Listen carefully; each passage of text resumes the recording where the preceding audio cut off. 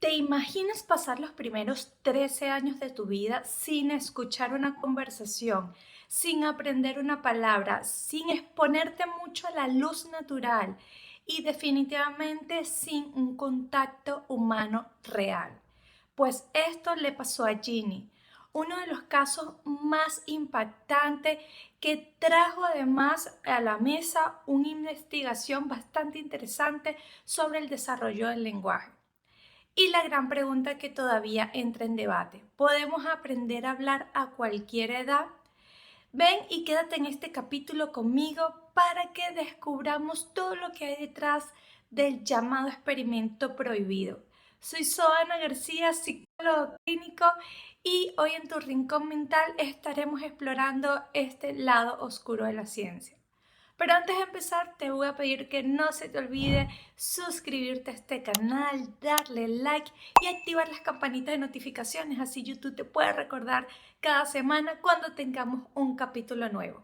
Y ahora sí, bienvenido a otro capítulo más de Tu Rincón Mental.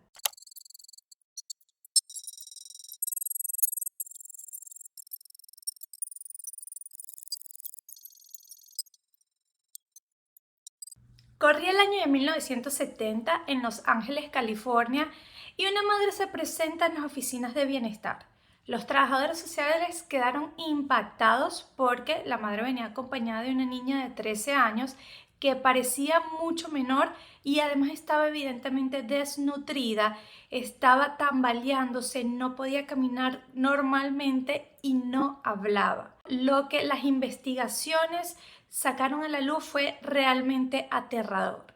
Esta niña pasó una década encerrada en una habitación, amarrada a una silla orinal, sin contacto humano y sin apenas escuchar una palabra, porque esta nena, si intentaba hacer un ruido o algo, pues el padre entraba a la habitación como si fuera un perro haciendo sonidos que le intimidaban, y ella simplemente aprendió a retraer cualquier tipo de manifestación verbal. Así que no tenía ningún tipo de asociación con palabras, con el lenguaje.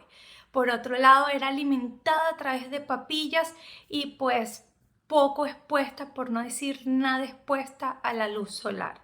Este caso fue increíblemente desconsolador porque el padre, al él entender o creer que la nena tenía una discapacidad, pues él decidió confinarla. Para él esa era la mejor opción. Y la madre ni el hermano pudieron hacer nada hasta un punto para rescatarla.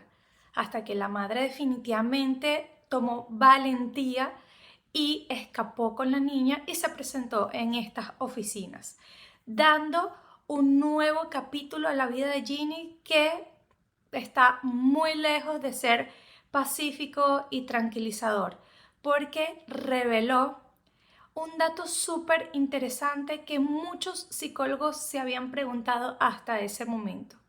¿Puede alguien aprender a hablar a cualquier edad? El impacto psicológico del aislamiento. Lo que vivió Ginny no fue solamente negligencia, fue una forma extrema de privación sensorial y emocional.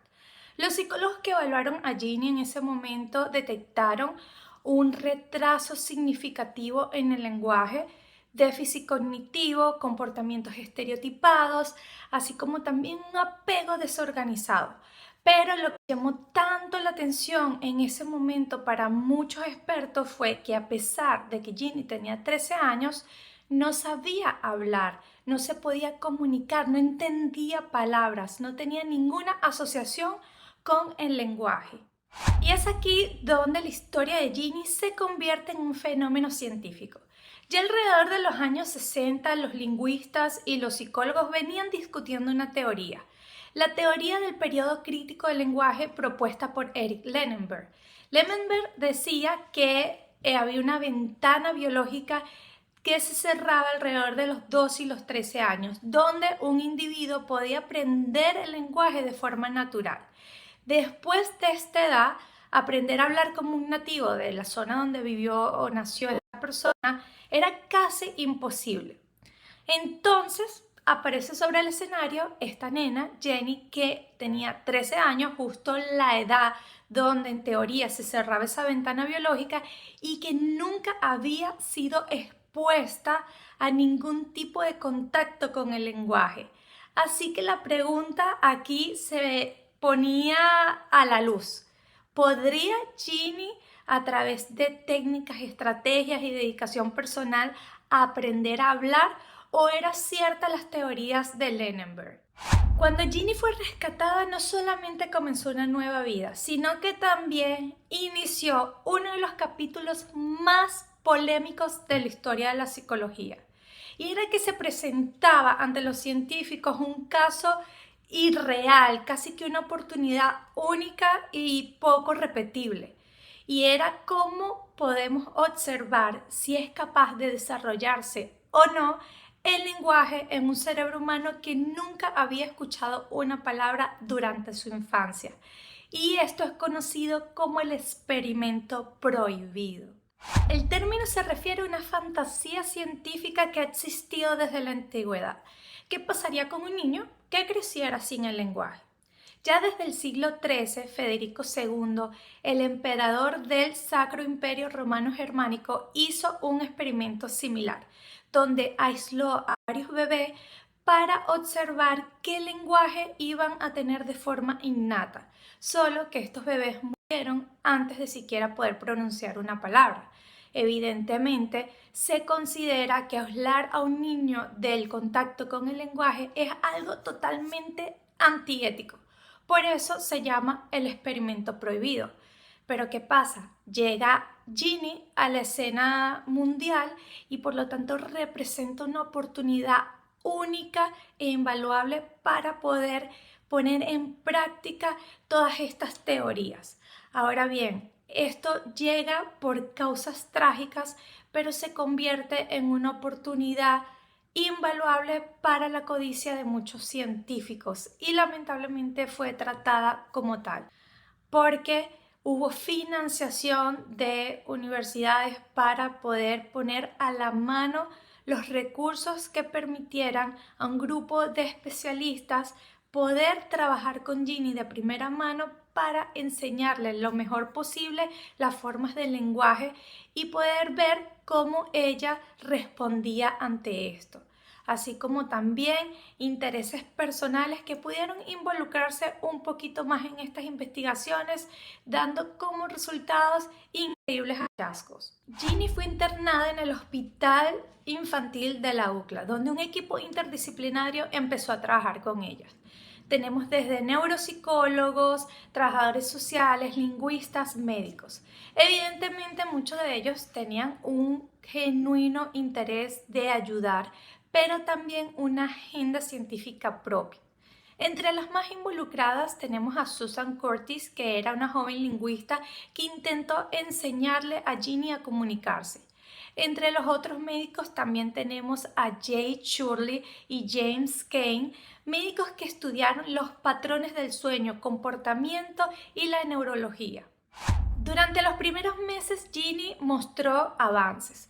Por ejemplo, empezó a señalar objetos, decía algunas palabras aisladas y también empezó a comprender conceptos básicos como frío, caliente, arriba, no. Algunas de las estrategias que utilizaron los experimentadores fueron el refuerzo positivo.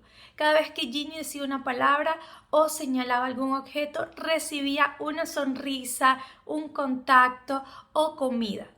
Otra de las estrategias fue la estimulación visual y auditiva, ya que utilizaron tarjetas con animales, sonidos, colores e incluso música.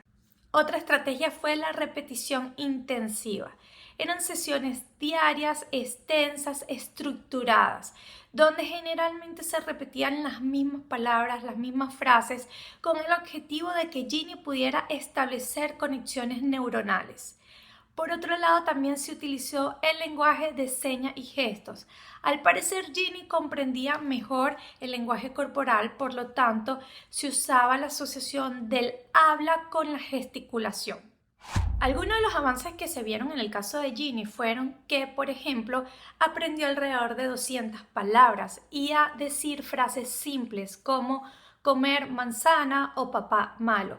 Sin embargo, se le hizo imposible desarrollar frases gramaticalmente completas, como por ejemplo, yo quiero comer manzana o mi papá era malo conmigo.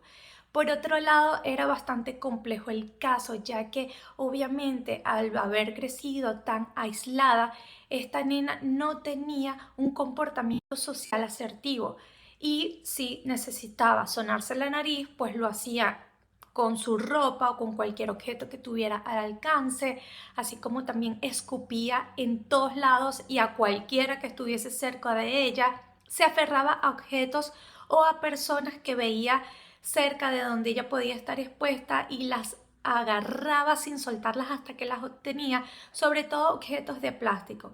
Y uno de los comportamientos que era más preocupante o con lo cual era más difícil lidiar era que tenía una masturbación excesiva y lo hacía delante de cualquier persona, incluso trataba de incitar a que otras personas la tocaran, por lo tanto también prefería cuidadores hombres. Esto era bastante complicado porque ponía sobre la mesa la posibilidad de que pudo haber también sido abusada en este sentido por parte del padre, lo cual siempre fue una hipótesis no comprobable.